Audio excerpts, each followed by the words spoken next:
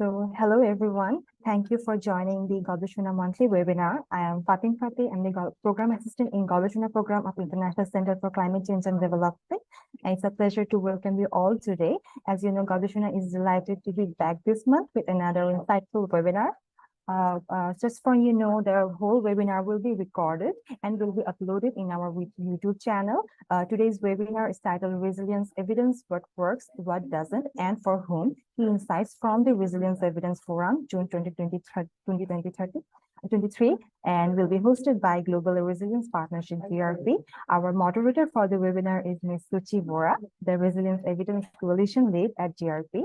Before we delve into the rich insights and discussion that awaits us, I would like to open the floor for Ms. Suchi. And without further ado, let's hear from her. The floor is yours, Ms. Suchi. Thank you. Hi, everyone. Good morning, good afternoon to all of you, wherever you're based. Lovely to have all of you here. So great to see so many familiar faces who we met in June and trying to jog our memory cells from that event.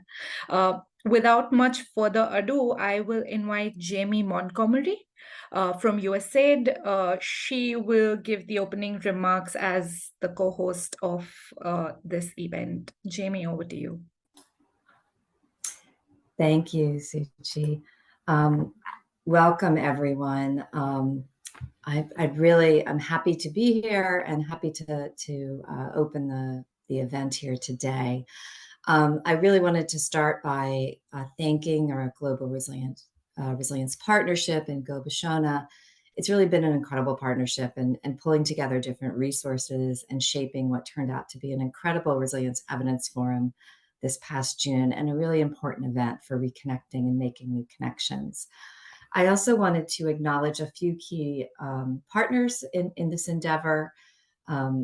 Big thanks to the African Research and Impact Network, our University of Arizona's Initiative for Resilience and International Development, the Climate and Development Knowledge Network, the Food and Agriculture Organization of the UNFAO, our International Center for Climate Change and Development, the Society for the Promotion of Area Resource Centers, Slum Dwellers International, and the World Bank. All of your contributions to the Resilience Evidence Forum were very much appreciated, and really I think were key to making it such an impactful event. So, I wasn't able to attend this event. Someone had to be back in the office keeping the lights on. So, but I do understand, talking with those of my colleagues that were able to attend, and the parts of it that I was able to watch online. I really saw that the June Resilience Evidence Forum was filled with a lot of insightful discussions and engaging sessions. I was just so delighted to see such a diverse and passionate group of resilience champions representing over 30 countries. We had a lot of new voices in the rooms and in the breakout rooms, from researchers and academics to humanitarian and development practitioners to community representatives, advocates, and many others. I think, as you know, you've probably seen this before, so I'm not saying anything super new. At USAID, we define resilience as the ability of people, households, communities, countries, and systems to mitigate, adapt to, and recover from shocks and stresses in a manner that reduces chronic vulnerability and facilitates inclusive growth. To kind of boil that down, we see resilience as that critical ability to be able to adapt to and manage change and adversity without compromising one's future well-being. And so for USAID, we've been working on resilience for quite a long period of time, as I understand many of you around this virtual conference and elsewhere. It really started for us around 2011 out of the recognition that catastrophic events across the globe were at that time occurring with increasing frequency. And I think we've only seen them accelerate since then. And the impacts of these developments have on people's lives, on just countries' trajectories, really created a new sense of urgency for a different approach for reducing the impacts of disasters and trying to adapt to the changing conditions that we're facing on our planet. So At USAID, this approach has been to bring a developmental focus on people, and places that are subject to recurrent crises, rather than simply relying on our humanitarian assistance response to address these crises when they occur. We want to try to get out ahead of these crises. And what this means is that, we are working very closely with our humanitarian partners and with others to do joint problem analysis, to do planning, as well as implementation and joint measurement across multiple sectors. And it's been a focus on people's capacities and countries and systems and organizational capacity, not just on the vulnerability. And so I think what we've seen over this past decade that we've all been on this journey is that the international humanitarian development community, we've truly embraced resilience as a comprehensive approach to respond to this increasing number and increasing complexity of shocks and stresses that are threatening human well-being.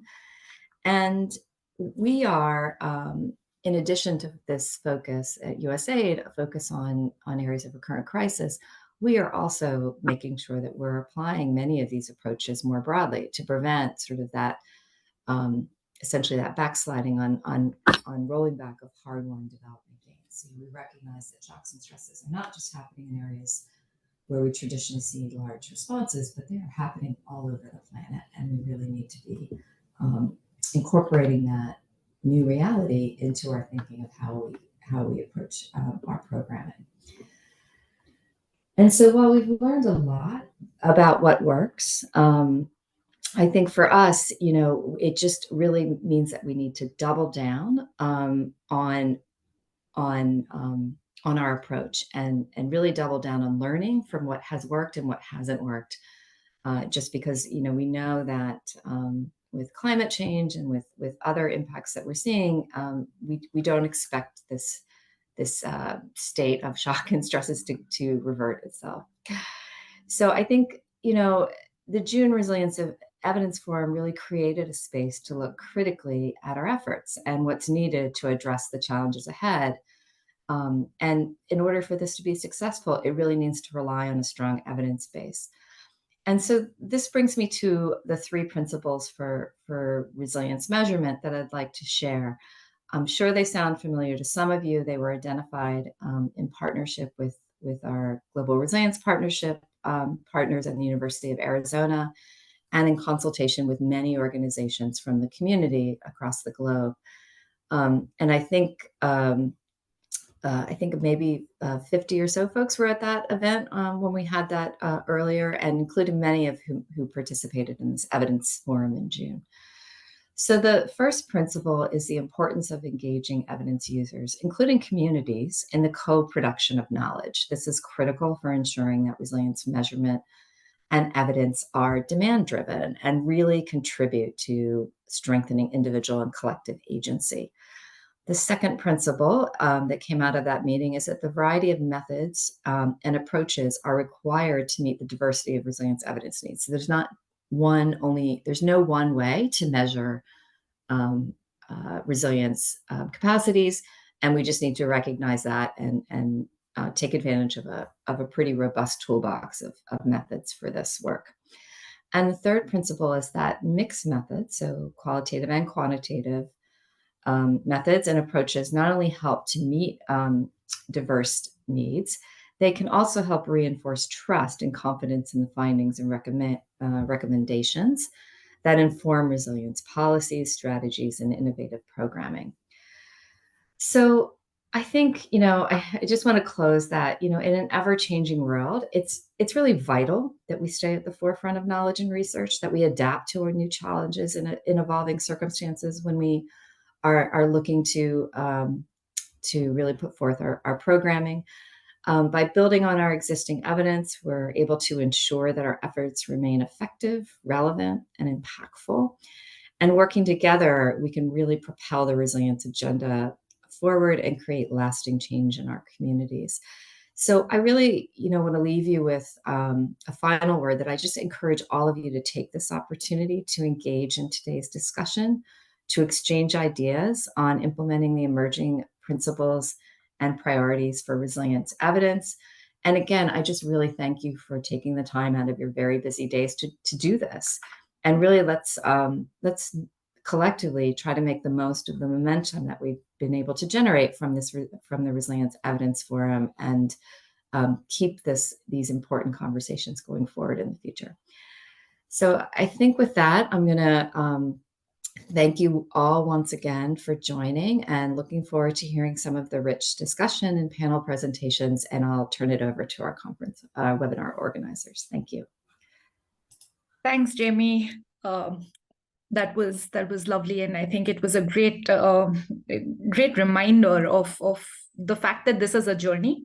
Our shared learning on resilience measurement and evidence is a journey, and it didn't start with the evidence forum and doesn't end with it. That's a good note to hand over to our strategic learning lead, Karina, who was pretty much the anchor, weaver, and facilitator for the Resilience Evidence Forum. Karina, over to you to share some key messages from REF. Thank you, Suchi. Thank you, Jamie. Really lovely to have this opportunity today to share some of the key insights and some of the key messages that emerged from the Resilience Evidence Forum, and hopefully start this conversation around how do we now take this forward? What does it mean in terms of the calendar of global events ahead of us? What does it mean in terms of key insights for us as professionals? How do we advance the principles and priorities that together we have identified back in June? So as Jamie has already hinted, this was a significant gathering for the evidence and measurement community globally. So we had over 1,000 online participants, over 200 in person, in Cape Town, with over 140 organizations represented. And out of those, about 80 different contributors and speakers. So really demonstrating how the event really lived up one of the design principles in terms of being co-designed and co-owned by the professionals in these communities. It was very much focused on peer learning, so we really aimed to have lots of interactive conversations and really create that space for conversations that are otherwise harder to have, when we've got other things in the global calendar, when there's many different priorities. But just to take a moment to take stock of where is the current evidence at? What are the current needs?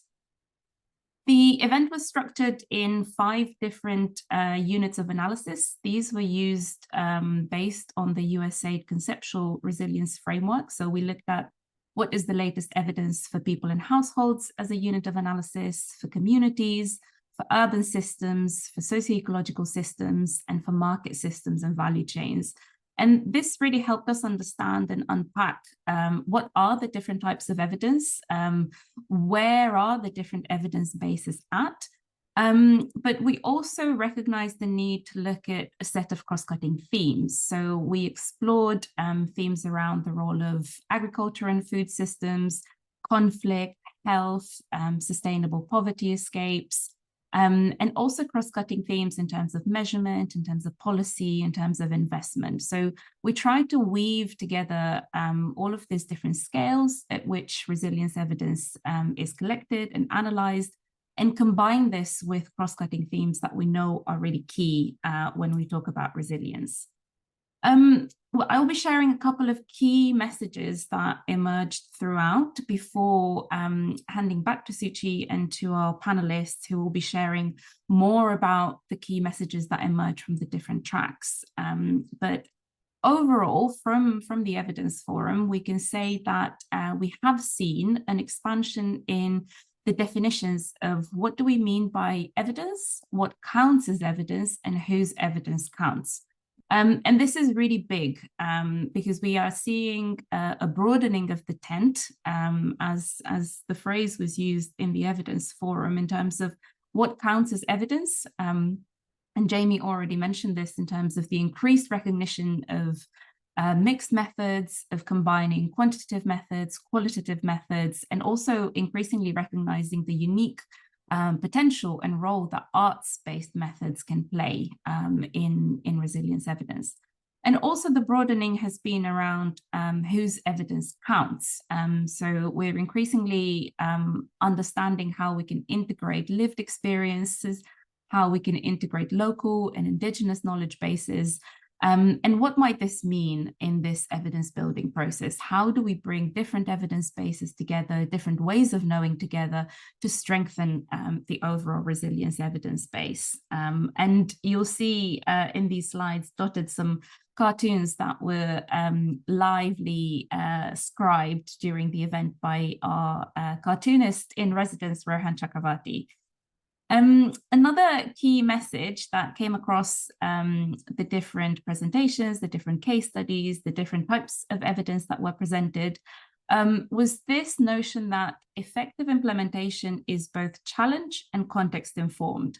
And again, this is quite a big remark to take away from the evidence forum, because what we've seen in terms of successful efforts to strengthen resilience, in terms of the case studies presented, the stories, the speakers, what they shared in common was that they were integrated, multi-sectoral, multidisciplinary processes. And I think this is already giving us some key criteria by which we should go forward in terms of designing programs, in terms of implementing, in terms of knowing already what works and what can really help resilience implementation. We've also seen this mainstreaming of whole system and transdisciplinary approaches. So compared to previous years and previous decades, we're really seeing these approaches starting to materialize into processes, into programs, into financing, into implementation. However, and this was a key remark in terms of next steps, the evidence base on long-term transformative outcomes is nascent. So this is a spot, an area that as a community, we should really be looking at in terms of next steps. How do we actually square this challenge between we now have transdisciplinary approaches? How do we build the evidence base on these longer-term systemic transformations?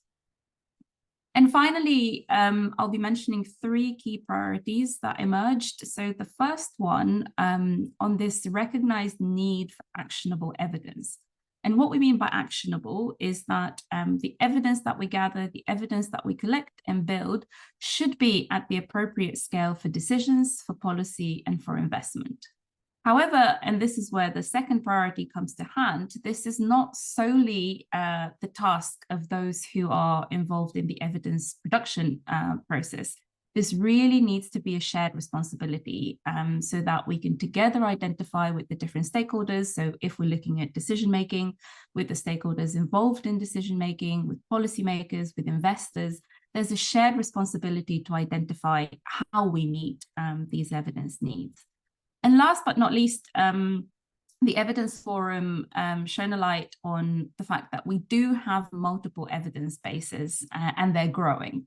However, a key priority is actually improving our wayfinding, improving how we navigate different evidence bases across different scales, across different stakeholder groups, and how do we know where to find the evidence that we need? Because I think a shared takeaway was that we do have growing sets of evidence. We just need to be better at navigating them and knowing who are the key organizations, who are the key evidence holders, how do we weave it all together?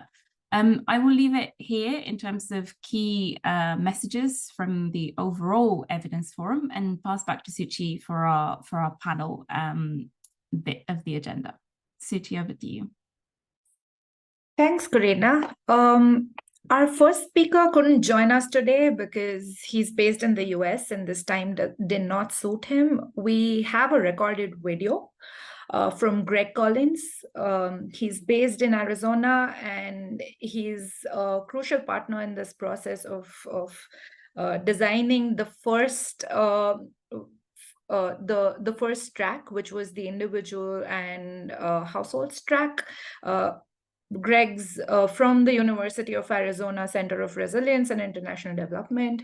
I will hand over to Fatin to share the video. Fatin or ACAT team, if you could share the video.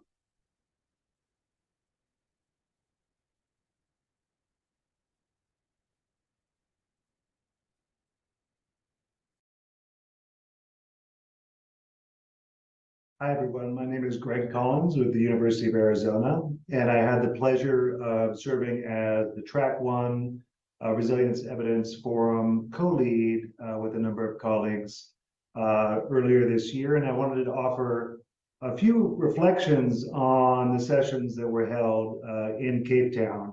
And I think one key takeaway, excuse me, is that the evidence that's emerging at the household level around the sources of resilience that explain why some households and communities fare better than others is nascent. It is in its early days, but it is compelling. And the last decade has yielded an incredible number of insights on the sources of resilience that seem to matter most. One key insight is people's livelihoods. And we see from across the evidence that there are multiple pathways to resilience, to escape hunger and poverty in the face of shocks and stresses. And that includes stepping up within agriculture and managing risks through things like insurance, climate smart agricultural practices, the accumulation of assets. But it also means for some households stepping out of agriculture to diversify their risk. And for some households, that might even mean stepping entirely out of agriculture. And we see this across different contexts, but a very prominent way in which people are moving out of agriculture is through migration. And that's very different from involuntary or forced displacement, but proactive migration as a means of managing risk, diversifying risk, reducing climate risk exposure, et cetera.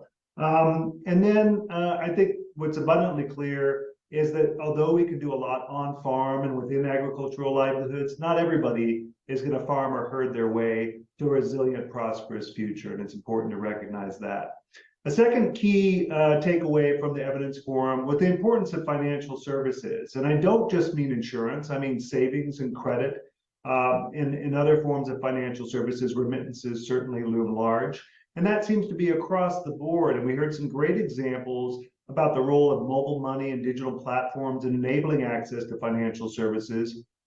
We heard about a really exciting program in Rwanda called Ijoheza, if I'm pronouncing that correctly, which is a state-run long-term savings program available to people across informal and formal livelihoods. We also heard about a Kuza project, a USAID project in northern Kenya, that's leading to a transformation from village savings and loans to commercially available credit and expanding access to financial services for pastoralists and other households in northern Kenya. And finally, we heard about the multiplicative effectiveness of combining access to financial services like insurance with other novel risk management techniques like drought-tolerant seeds. We also learned at the forum more about sources of resilience that transcend sectors. And what I mean by that is things like people's confidence, people's sense of agency and ability to shape their own future, people's aspirations, social capital. And I'll come back to this, but I really wanted to highlight that sense of agency and confidence and the fact that graduation programming, or what's called economic inclusion programming, is really, really intentionally seeking to build people's sense of agency and sense of confidence. And we learned a lot at the forum about some exciting new evidence about the importance of psychosocial factors, not only as sources of resilience, but as important well-being outcomes in their own right. So again, things like empowerment, confidence, agency. We also learned about the importance of social safety nets and social capital and the ability to lean on other households, because there's always going to be shocks and stresses that overwhelm the capacity of households and communities to manage on their own. We saw this clearly in COVID in terms of the impacts on economies and food systems around the world. We're seeing it again now in the face of the impact of the Ukraine war on food, fertilizer, and fuel prices.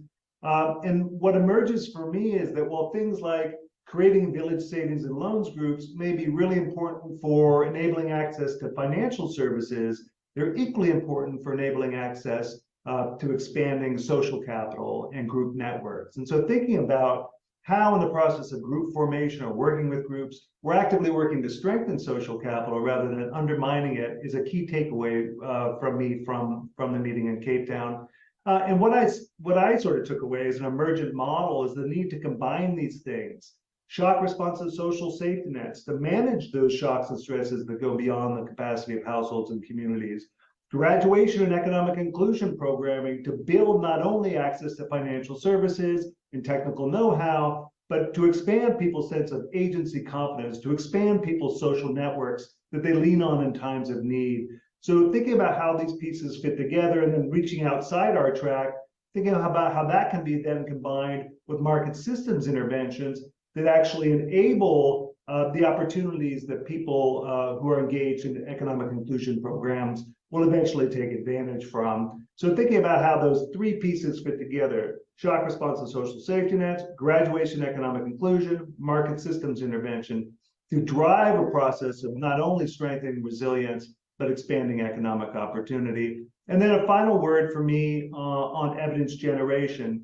We were already learning a lot about this, but what really came out in Cape Town in the evidence forum was a need for high frequency data collection. And we see this in some of the pioneering work that Tango International has done on recurrent monitoring systems that trigger data collection and collect data every 2 months from the same households in the face of a shock event to see how hard they're hit, how quickly they recover. These sorts of tools are really providing the cutting edge insights on what makes households and communities more resilient in the face of shocks and stresses. And we're seeing this more and more in phone surveys and recurrent monitoring systems around the world. Thank you for your time.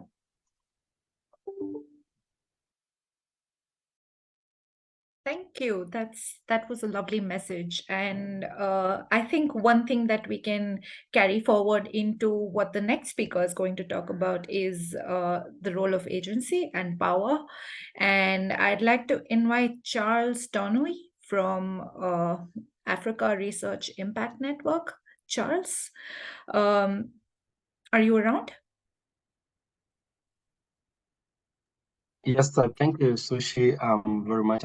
I noticed my Zoom, my camera cannot be detected by Zoom. I need to update it, but I'll do that later.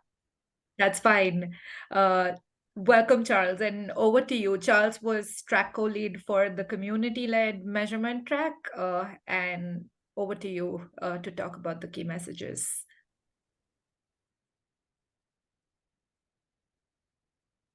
Yeah, okay, thank you very much. I'm Charles Tanui. I'm an engagement and policy dialogue convener at the Africa Research and Impact Network, and we were the co-conveners of the community track.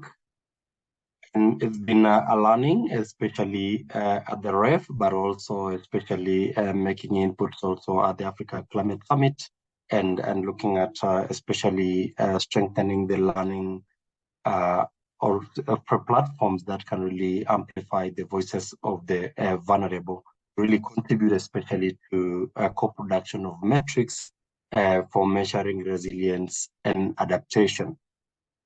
Just a moment.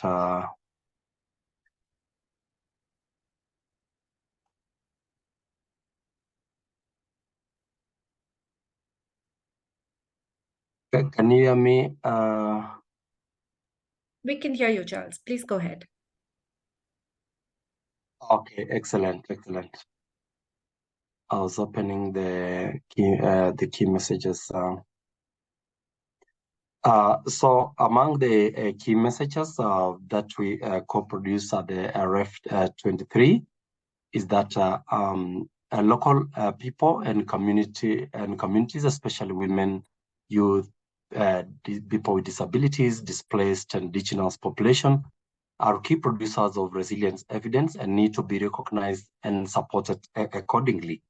And this one actually was later on strengthened, especially in the African Climate Summit and the Africa Climate Week, where we were also part of the co-conveners, where we looked at the declaration, which really strengthened this position, and it placed the local communities or the vulnerable communities as this ecosystem stewards, where the nature-based solutions, ecosystem-based solutions are really supporting them, and they are also the key shapers of these adaptation options, but also the need now to amplify that or scale up towards decision making at the policy and resource mobilization and distribution. Also, communities are already have the agency to adapt and make decisions in the face of the change, but often need support in the form of data, knowledge, information, resources to further strengthen adaptation and resilience actions. And this one placed actually emphasis on the role of the indigenous knowledge and the local knowledge, and where are these communities or the vulnerable communities in the data ecosystem that we are discussing to support both the planning, but also distribution or leveraging of adaptation finance, especially to the local communities. Now, when you look at these key messages, it was further expounded, especially at the Africa Climate Week and Africa Climate Summit, where if you look at the Nairobi Declaration, it emphasized on the role of the indigenous knowledge and the local knowledge. And this one actually led us to form an ad hoc working group in Kenya, which is going to look at especially strengthening the adaptation metrics, but especially amplifying the role of the local communities, but also the subnational communities. We did also discuss and launch the African metrics for Africa locally led adaptation platform, which is designed to now to consolidate the voices and especially the key knowledge systems and translation, especially in the African context, whereby now we have been invited into the expert group, African group of negotiators, expert group on adaptation. The other key message is that there are a number of tried and tested co-production methods, approaches, and frameworks that enable communities to act as partners in evidence building and measurement. However, gaps between local and global evidence sets still persist. And if you look at the global stock-check, and this is the question which I did ask, especially at the REF, how many experts are really engaging in co-developing, especially the reporting framework at the subnational level, and maybe also at the local level. And actually, I think we had only 2 hands raised, and also at the Africa Climate Summit, I did ask, and only 1 person was able to raise the hand. And this is where we need to look at, especially the assessment methods, the reporting frameworks. Are we going to really shift them beyond the piloting phase toward concretizing as co-produced methods that can, the local communities and the vulnerable groups, the women, the youth, the people with disabilities, the small-scale farmers who are majority in Africa, can be able to really use this method and really report on their daily experience.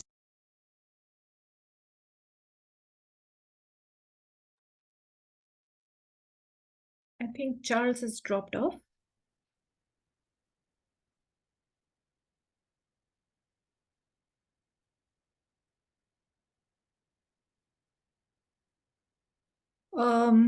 All right. I think Charles has dropped off, and maybe once he's back, we can probably include some of the points that he has missed in the question and answer part later. But in the meanwhile, I'd like to invite Ariana.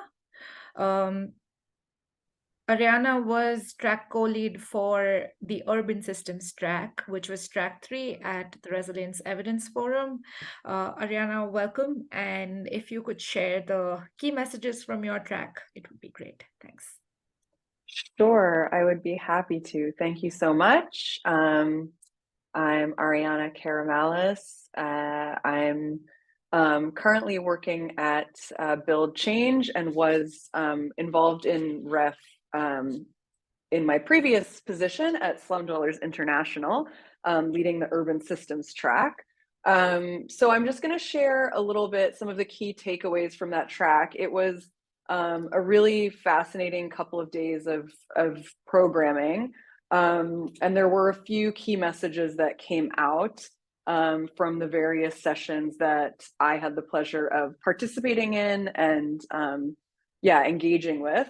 So, and I think they relate actually quite well to what Charles was talking about in the previous track, because a lot of what we talked about was looking at the connections or gaps or disconnections between who's producing resilience evidence and who's using it within cities and urban systems overall. So one of the key takeaways was that urban resilience encompasses a range of interconnected issues and interventions. So these, range from definitely issues of informality, climate adaptation, rights issues, conflict and displacement. These are all crucial action areas where we need to ensure just and equitable resilience outcomes. So as many of us know, cities are, interconnected, and all these different systems are constantly crossing over and informing one another. And that needs to be part of how we look at urban resilience, is in this really interconnected way. There's another key takeaway was that there is evidence that community-based data collection in informal settlements is robust, and that various tools and methods can be used depending on need, so that evidence produced is relevant for users. So again, this is kind of what I was talking about. There was a lot of talk, not just in the urban systems track, but there as well, of the need to ensure that evidence produced is used for inclusive planning and policy purposes, and it's not just kind of put on a shelf somewhere or just held in the hands of the communities or whoever the individuals or collectives are that are producing that evidence, but that it's really getting put to use for inclusive planning and policy purposes.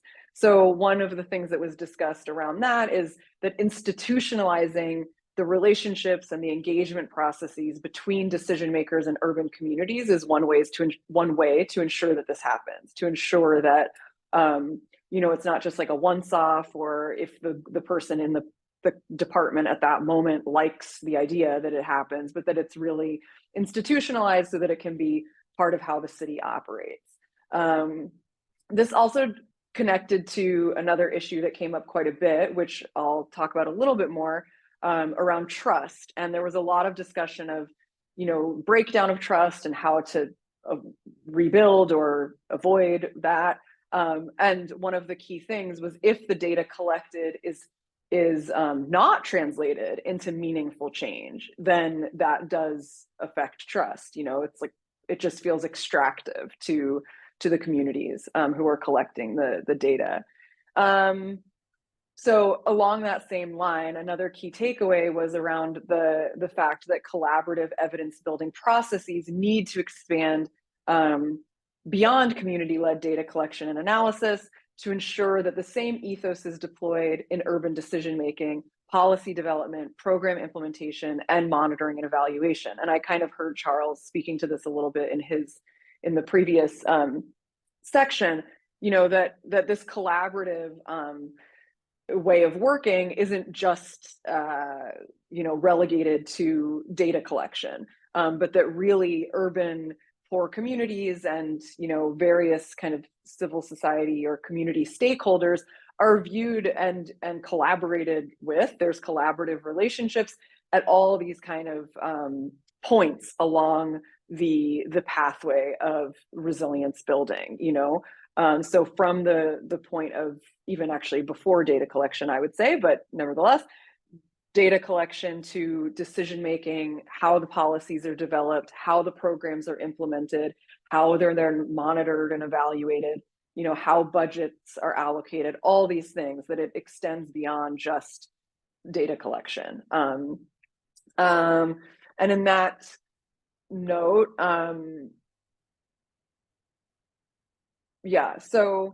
I kind of spoke about this already. Successful urban resilience programs and processes, that they're designed to maximize social cohesion. So again, talking about trust, talking about building in support for the different stakeholders, the evidence producers and evidence users, to work with each other. So there's the need to build capacity within urban poor communities, but also the need to build capacity within local government and other urban stakeholders, so that they can work together in these collaborative ways. Because it's, everybody has the baggage that they're coming with that kind of can make that trickier.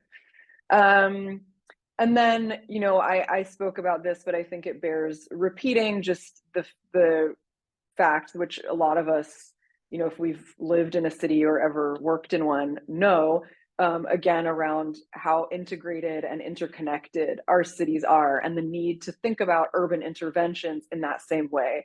So from a big picture perspective, of an interconnected perspective, that housing projects must also consider issues of land tenure and basic services and resilience to disasters such as earthquakes and extreme weather, how to address chronic stressors, but also how to look at, you know, and a lot of the specific sessions, which I won't go into, but a lot of the specific sessions looked at not just how to address chronic stressors, but how to address these slow onset events. You know, one of the things that came up in a number of sessions was extreme heat, for example, which doesn't feel the same as an earthquake or a hurricane. You know, it's kind of like this slow build new reality that so many communities, especially urban poor communities, are living with, is the effects of extreme heat on communities and how to build resilience into urban planning and programs to address that. So I think I'm going to kind of wrap up there because I'm sure that that's 5 minutes. But, you know, I think that just lastly, one of the topics that was touched on, which Karina mentioned in her slides, was this kind of need to address the disconnect, which I spoke about earlier, of, you know, communities often feeling like we're constantly collecting data. People are always asking us for information, but like, what is it being used for? And then also the stakeholders who need the data and the information kind of still feeling like we don't have the data and the information we need.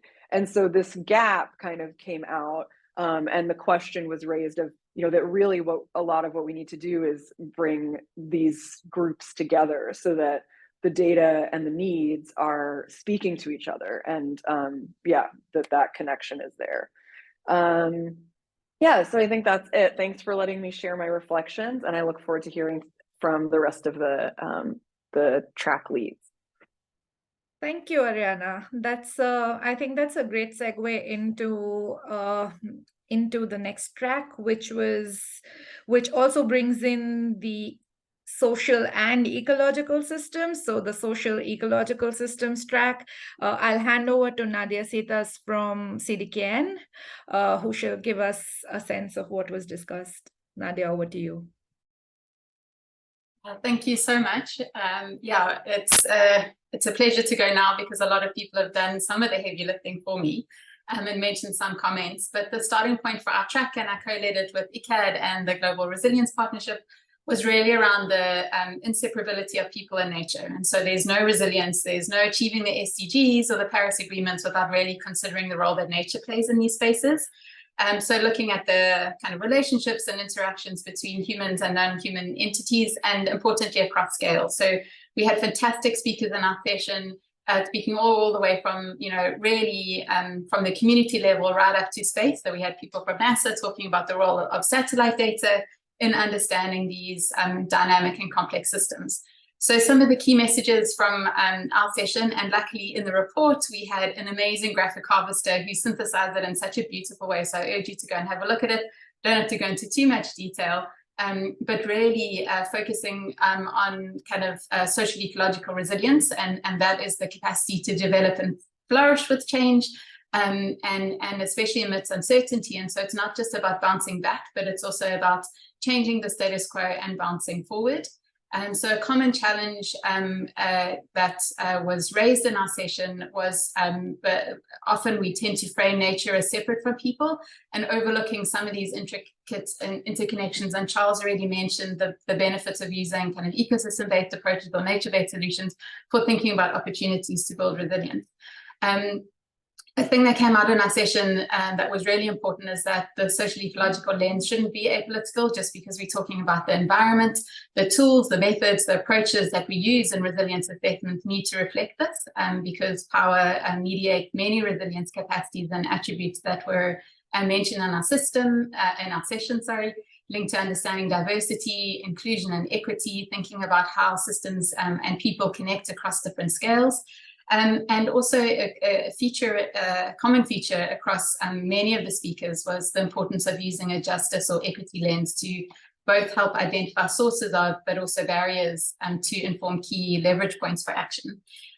So as I mentioned, we had a variety of different speakers. We focus a lot on ecosystem-based approaches and how they can work to build resilience in city landscapes and rural landscapes, and really how we bring in different actors and institutions to catalyze change. We spoke a lot about the value and importance of Indigenous and local knowledge, and also quite a lot around youth involvement and inclusion in these processes. We spoke about different dimensions of equity, so it's not just one thing. So thinking about procedural equity, distributional equity, and also recognitional equity, but really trying to unpack the kind of contextual complexities that are in a system. And there was a comment that I saw in the chat around more arts-based practices, and this came up very strongly in our session, how we can use arts-based practices both as a process to try and gather information around resilience, but also to communicate some of the outcomes in more creative ways. So some of the tools that were mentioned really try to dig at understanding vulnerability, and some of those were around kind of role-playing and intersectional approaches for understanding different resilience dynamics. But also, as I mentioned, thinking about the different tools and approaches that can be used to measure and monitor things across different scales, so from the village to space. And importantly, bringing in finance, because none of this can happen without appropriate finance, and really thinking about these bigger systems and how do you fund resilience building capacity in these bigger systems. And the final thing that I'll leave you with, because it would be great to just have a conversation, is around the importance of convening spaces for peer-to-peer learnings. So how do we bring in intermediaries, knowledge brokers to have the types of conversations and to learn from each other around the work that we're doing, especially for trying to reconnect people in nature. So I'll leave it there, and thanks very much. And yeah, it would be great to have a conversation around some of the things that came up, but please do look at the report and the beautiful picture. Thank you, Nadia. That was lovely. And convening spaces like REF are important, as you've raised. Charles also raised that, and it seems like it's a running theme. Thank you for raising that. You also mentioned finance, which kind of brings us to our last track, which is market systems. I'd like to invite Jasper Hornberg, who's the head of innovation at GRP. He was track co-lead for the market systems track, and Jasper, over to you. Thank you, Suchi. And people, I will be quick. A lot of the heavy lifting has been done already, as Nadia was saying. So I think the sort of, as a quick segue into this, is the complexity extends itself into the private sector and the market systems and the value chains that make that up. And we had a rich conversation. My co-leads on this was USAID, Michael Kuntz, Luca Russo from FAO, and then we had amazing support from the Cara Institute and Margie Brand. A rich, good conversation, and I invite you to read the report. It summarizes it, but on a high level, I think one of the conclusions, and this was brought to us from the private sector, the core of the private sector, and McCormick and company, you can only manage what you can measure. And obvious, right? But from a market systems perspective, it's critical to measure the right things and to ensure that you understand what the dynamics are around what it is that you measure and who's making up your value system, your market system, and your value chain. We talked about enduring value chains, which is sort of like a resilient value chain, right? But it highlights the importance of from a private sector perspective and from market systems perspective, and those are actually not the same always.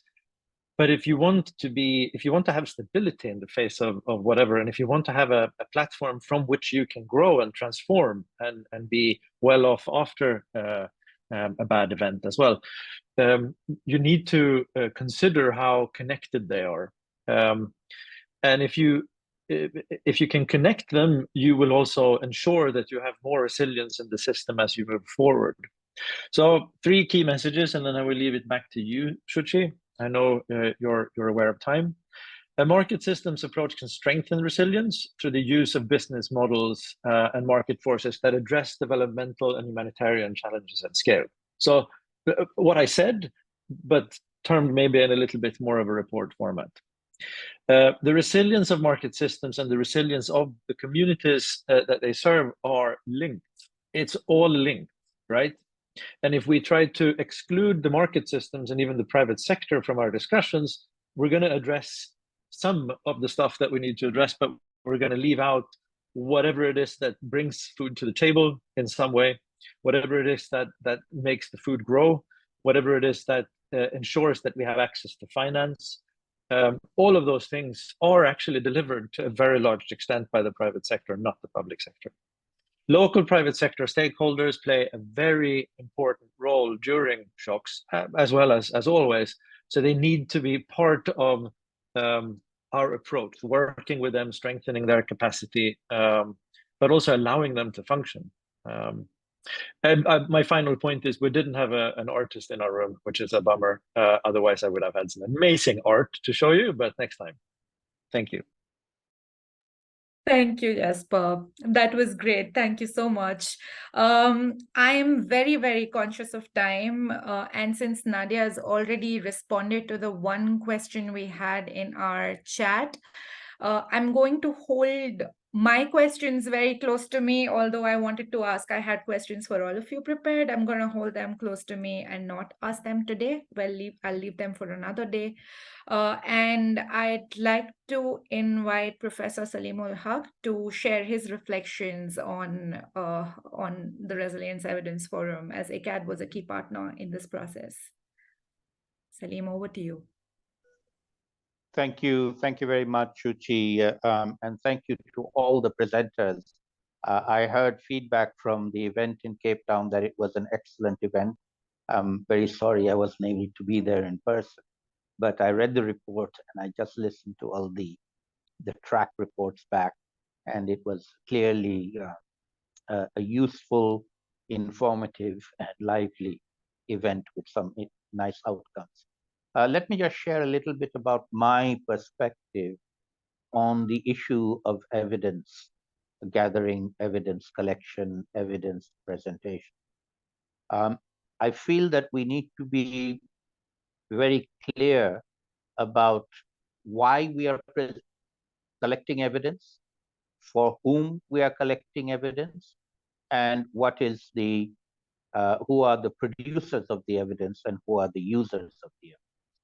And in my area of work, which is locally led adaptation, in fact, I'm speaking to you now from Chattogram in southern Bangladesh, where we just completed a launch of a divisional platform on locally led adaptation with scientists and practitioners in this region of Bangladesh. We're setting up divisional platforms in all 8 divisions in Bangladesh, and then we will take them to the national level in a relatively bottom-up level. It's not the most bottom, but it is not the central city of the capital. And learning from people's own experiences, which we feel are extremely important. And we need to be capturing what we call experiential knowledge, not just data points collected by enumerators going to the field and collecting data. I'm not saying that's not important. I'm saying that's not enough. And so thinking through why we are collecting evidence, who we are collecting it for, and then how we collect it and deliver it. In my view, one of the key players and users of the evidence need to be the communities themselves, which means they need to be involved in designing whatever evidence collection we are going to do. They need to know what it is. They need to help with collecting it, but they need to also be the users of it. So they need to have one element of the evidence that is collected provided to them in a manner that they can use for their own decision making going forward. And I think from where I come from, that's my primary client for evidence collection. Then obviously we have other clients for evidence collection, namely the donors who give you money. At the moment, they're the only client. They require evidence to be presented to them about the efficacy of the funding that they are giving, which is perfectly legitimate, but it is at the moment 100% of why we collect evidence. It's to satisfy the donor who gave the money. It has no other purpose whatsoever. And that is a very, very lopsided purpose for collecting evidence. The donors are obviously one important stakeholder group who need to be provided with good, solid evidence of what is being done with the money, but not the only one. And then the third audience that I would say, speaking as a researcher, is the research community writ large. People working in this space, building resilience, particularly resilience of vulnerable communities, wherever they may be in developed or developing countries. This is a growing body of scientific research. We have journals and avenues to present this information, a lot of social media, blogging, storytelling, visual arts, even performing arts. All of these are in play as means of communicating evidence to different audiences. So the last word I have is these need to be worked out at the very beginning of a program or a project, and has to be part of the design phase. It has to be part of the accountability mapping phase of any given project. And then everybody gets involved in doing something along the line, or the generating, collecting, or using evidence. It's a collective enterprise by everybody concerned. As has already been said, I'm just repeating a lot of what came out of the different discussions. So thank you very much, Suchi, and congratulations again. Thank you so much, Salim. It was a pleasure to hear your reflections on this. And without much further ado, we have our very own Nate Matthews, CEO GRP, giving us the final vote of thanks. Nate, over to you. Thank you, Suchi. And you've already heard from great speakers today, so there's very little left for me to say. But just want to say thank you first to all the partners who made the Resilience Evidence Forum a possibility, and to everyone who showed up here today. This is great. I really think that we're at an inflection point when it comes to resilience. So a lot of the work we do within GRP is trying to ensure that the important focus on mitigation remains, but that resilience is walking lockstep with mitigation on an equal footing. And we know for a fact that the numbers still aren't there. So there's up to 340 billion annually needed for investments in resilience and adaptation by 2030, and we're only at about 50 billion at the moment, and less than 2% of that is tracked from the private sector. And the way to unlock future evidence and action is through robust evidence and measurement, of course. So we're really excited to be supported supported by and partnering with USAID on this key work, and also to be supported by all you fantastic partners. So thank you very much for your time today. I hope you do keep in touch, and I also hope you're joining the Resilience Evidence Coalition that we've recently relaunched as was used to be known as the Resilience Knowledge Coalition, but given the importance of focus on evidence, we've really relaunched that as a Resilience Evidence Coalition. So please do stay in touch with us, and we look forward to engaging with you as we move forward. Thanks. Thank you, Nate. Fatin, over to you. Yeah, thank you, Suchi.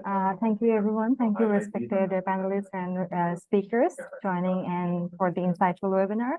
Before ending the webinar, I would request everyone to turn on their cameras so we can have a screenshot.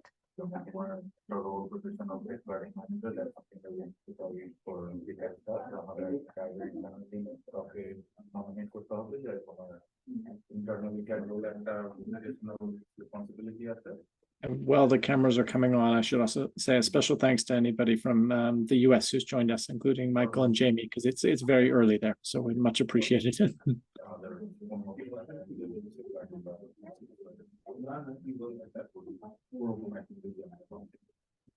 Thank you so much. Thank you. Thank you so much. Thank you, everybody. Bye-bye. Bye-bye. Bye, everyone. Thank you.